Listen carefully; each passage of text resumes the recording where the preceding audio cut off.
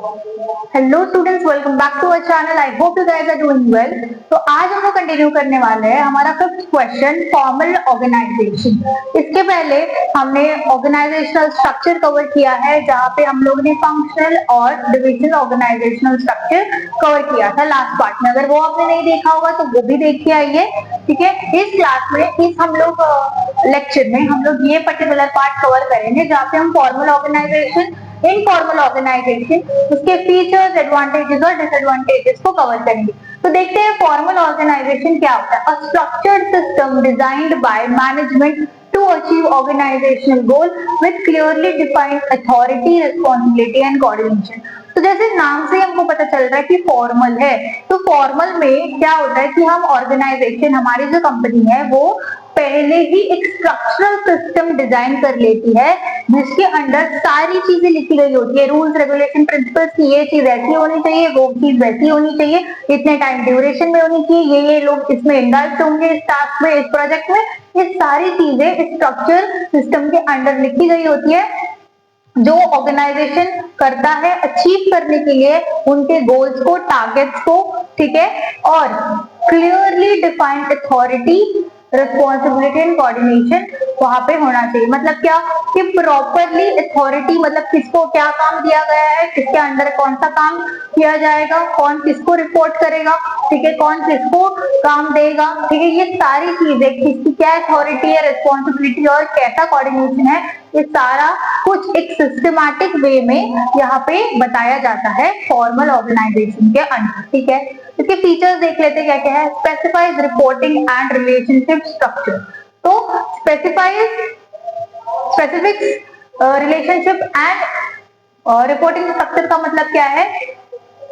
कि प्रॉपरली वो हमको बताते हैं कि इस हिसाब से ही आपको रिपोर्टिंग करना है। ठीक है, और आपका रिलेशनशिप स्ट्रक्चर होना चाहिए, मतलब पहले ही डिसाइडेड होता है, पहले ही बताया जाता है कि यही वे में आपको काम करना है। ठीक है, aim to achieve objective via rules and procedures. तो हमारा जो ऑब्जेक्टिव है, हमारा जो एम है, गोल है, उसको अचीव करने के लिए मैंने जैसे बोला कि सारे रूल्स रेगुलेशन प्रिंसिपल्स आपको बताए गए होते हैं कि ये ऐसे ही होना चाहिए, और उसी हिसाब से हम सारे रूल्स को फॉलो करके, सारे प्रोसीजर्स को, स्टेप्स को फॉलो करके चीजों को करते हैं। ठीक है, कोऑर्डिनेट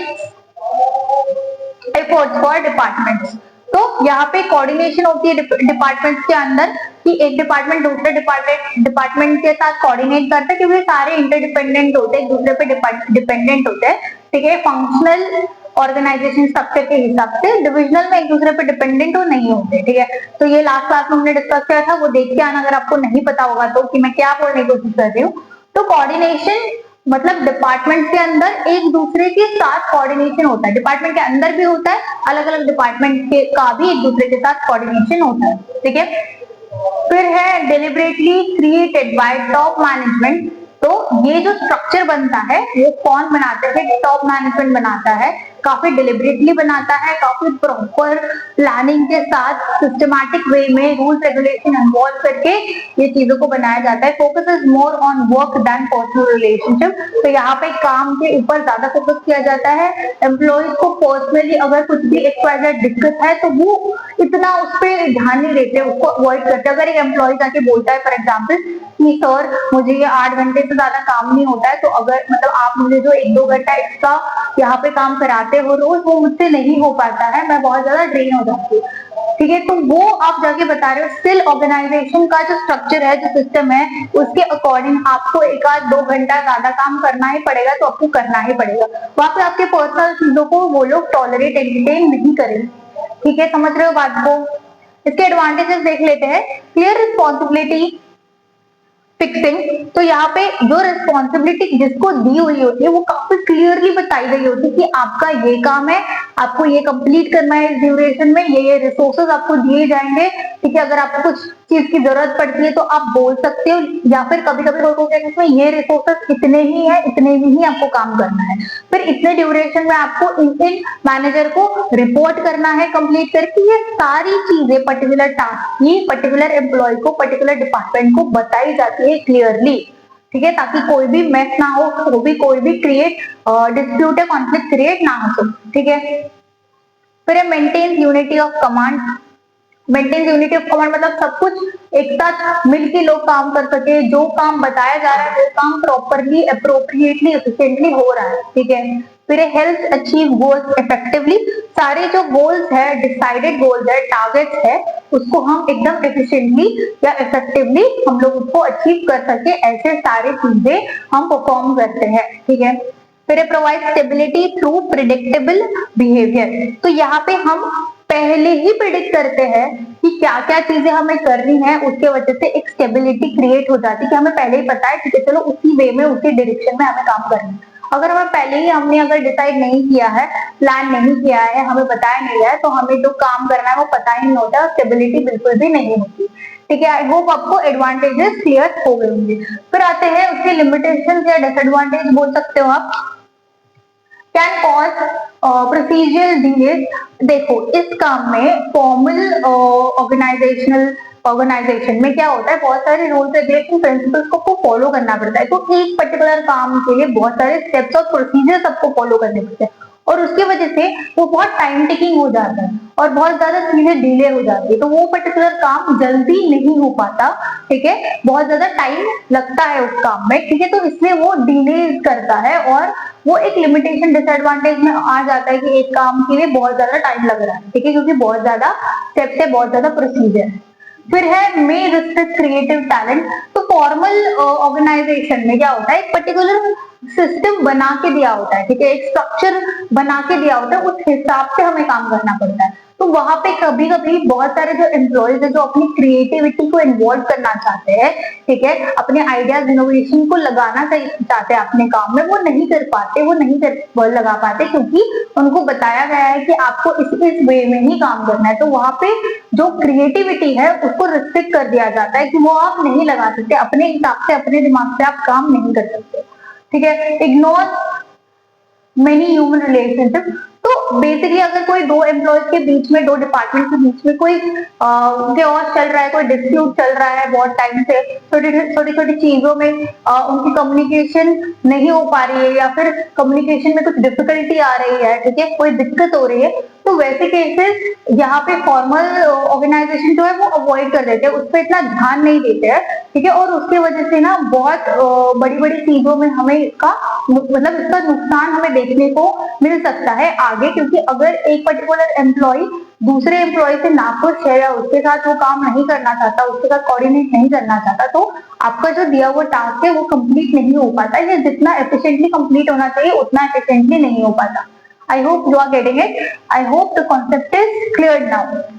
फिर इनफॉर्मल ऑर्गेनाइजेशन, हमने फॉर्मल देख लिया, वैसे ही हमारा नेक्स्ट क्वेश्चन है informal organisation, a network of personal and social relationships that naturally form within a formal structure, तो ये फॉर्मल स्ट्रक्चर के अंदर ही हम एक जो स्ट्रक्चर क्रिएट कर देते हैं जहां पे पर्सनल और सोशल रिलेशनशिप पे ध्यान दिया जाता है, एक नेटवर्क क्रिएट किया जाता है, ठीक है,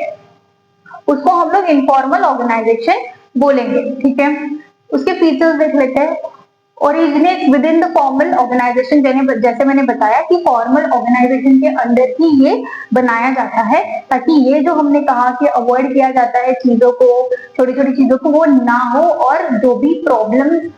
या डिस्प्यूट ऑर्गेनाइजेशन को हैम्पर कर सकते हैं, इफेक्ट कर सकते हैं, वो हम अवॉइड कर सकते हैं, एलिमिनेट कर सकते हैं, ये इनफॉर्मल ऑर्गेनाइजेशन को मतलब स्टार्ट करके, ठीक है।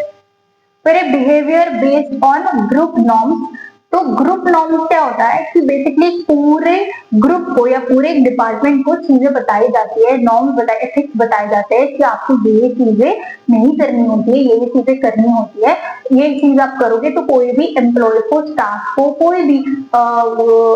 पर्टिकुलर जो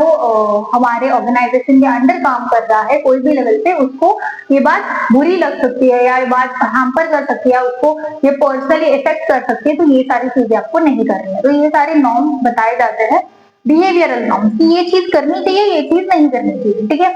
फिर इंडिपेंडेंट कम्युनिकेशन चैनल, तो इंडिपेंडेंट कम्युनिकेशन चैनल्स मतलब कि कौन किसके साथ कम्युनिकेट करेगा, कैसे कम्युनिकेट करेगा, और वो एफिशिएंट होना चाहिए कि अगर एक इंसान, जैसे मैंने एग्जांपल दिया था, एक इंसान एक एम्प्लॉय है दूसरे डिपार्टमेंट के एम्प्लॉय के साथ अगर कम्युनिकेट कर रहा है, लेकिन उन लोगों के बिहेवियरल पैटर्न की वजह से दोनों में हमेशा डिस्प्यूट हो जाता है, तो उसको हम कैसे क्लियर कर सकते हैं, उसको हम कैसे ठीक कर सकते हैं, वो यही चैनल्स के थ्रू हम देख पाते हैं। स्पॉन्टेनियस नॉट मैनेजमेंट डिजाइन, ये काफी स्पॉन्टेनियस होता है, मतलब जो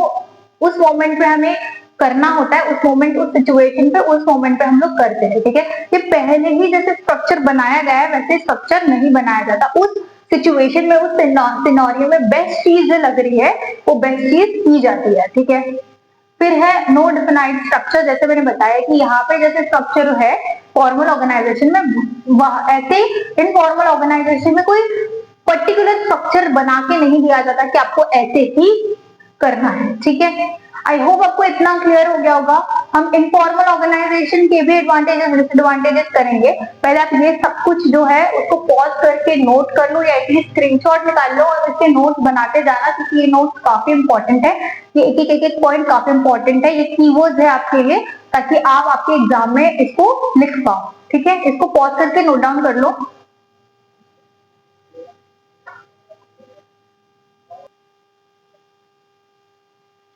ओके क्लास, तो देखते हैं एडवांटेजेस क्या है इनफॉर्मल ऑर्गेनाइजेशन के। तो सबसे पहला एडवांटेज है फास्टर कम्युनिकेशन एंड फीडबैक। तो जब इनफॉर्मल मोड होता है कम्युनिकेशन का, तो वहां पे ये कम्युनिकेशन पे ही ज्यादा फोकस किया जाता है, लोगों के इनफॉर्मल चीजों पे ही ज्यादा फोकस किया जाता है, इसीलिए यहाँ पे जो कम्युनिकेशन होता है वो फास्टर होता है और लोगों का जो फीडबैक है वो फास्टर वे में लिया जाता है कि ओके ये इंसान को ये दिक्कत है, ओके ये इंसान को ये चीज अच्छी लग रही है, ठीक है। तो इसीलिए ये एडवांटेजियस पॉइंट हो जाता है कि यहाँ पे जो कम्युनिकेशन है वो फास्ट हो रही है और फीडबैक भी काफी फास्ट दिया जा रहा है, ठीक है। फिर है needs, social needs increases job satisfaction. तो जो सोशल नीड्स है, अगर हम एक पर्सनल इंसान, जो पर्सनल इंसान है, मतलब पर्सनल इंसान कि एम्प्लॉय है उसके पर्सनल चीजें हैं उसके ऊपर भी ध्यान दे। जैसे मैंने एग्जांपल दिया था कि एक एम्प्लॉय है जो आके बताता है कि ये 8 घंटे के बाद मैं 1 घंटा अगर मैं काम करती हूँ तो मुझे नहीं वो कन्वीनियंट हो रहा है, मुझे बहुत दिक्कत होती है, मेरा हेडेक शुरू हो जाता है, फिर मुझे घर पे मैं जाती हूँ तो मेरा घर भी काफी दूर है ना ऑफिस से, तो मुझे बहुत लेट हो जाता है घर पहुंचने के लिए, इसलिए मैं नहीं कर पाऊंगी। तो अगर इस चीज को एड्रेस किया जाए और समझा जाए उस एम्प्लॉय को कि ठीक है आप आपके टाइम के हिसाब से चले जाया करो, आपको एक्स्ट्रा काम, एक्स्ट्रा आवर हम फुलफिल करने के लिए नहीं बोलेंगे, लेकिन आपकी ही वर्किंग आवर्स में आपको ये काम कंप्लीट करना पड़ेगा। तो वैसे केसेस में क्या होता है, आपके जो सोशल नीड है, आपके जो इश्यूज है, ठीक है, अपने पर्सनल इश्यूज भी जो ऑर्गेनाइजेशन को लेके है और जो आपको आपके ऑर्गेनाइजेशन के जो भी आपके सबॉर्डिनेट्स है, आपके कलीग्स है, उनसे कुछ इशू है, ठीक है, तो वो भी यहाँ पे अगर हम उस पर ध्यान दें और उसको ठीक करें तो वहां पे जॉब सेटिस्फैक्शन बढ़ जाता है। मैं सोचने लगूंगी कि हाँ भाई कि मैं जो बता रही हूँ मेरे कंपनी में वो सुना करते हैं और वो अगर मुझे कोई दिक्कत है तो उसके लिए कोई ना कोई एक्शन लेते हैं, तो इसीलिए मेरा जो जॉब सेटिस्फैक्शन लेवल है वो बढ़ेगा यहाँ पे और मैं उस जॉब को कंटिन्यू करूंगी और मैं दूसरा जॉब नहीं ढूंढूंगी, ठीक है। आई होप आपको ये चीज क्लियर हो रही होगी। फिर suppose formal goals by compensating for gap. तो ये जो इनफॉर्मल सेक्टर है वो फॉर्मल इनफॉर्मल ऑर्गेनाइजेशन है, वो फॉर्मल ऑर्गेनाइजेशन को सपोर्ट करता है। मैंने जैसे एग्जांपल में बताया था कि अगर कोई भी इंसान पर्सनल उसके प्रॉब्लम को लेके नाखुश है या फिर ऑर्गेनाइजेशन की छोटी छोटी चीजों को लेके नाखुश है और उसको एड्रेस नहीं किया जा रहा, उसको सॉल्व नहीं किया जा रहा, तो वो कोई भी फॉर्मल एक्ट में, इवेंट में, परफॉर्मेंस में इफेक्ट करेगा। अगर मैं सैड हूँ, अगर ये एक्सपायर्ड इंसान के वजह से, मेरे कलीग्स के वजह से, या फिर मेरे को जो एक्स्ट्रा काम दिया जा रहा है, एक्स्ट्रा आवर बिठाया जा रहा है उसके वजह से, तो मेरा जो परफॉर्मेंस है वो क्या होता जाएगा, एनहांस नहीं होगा, उल्टा वो कम होते जाएगा, ठीक है।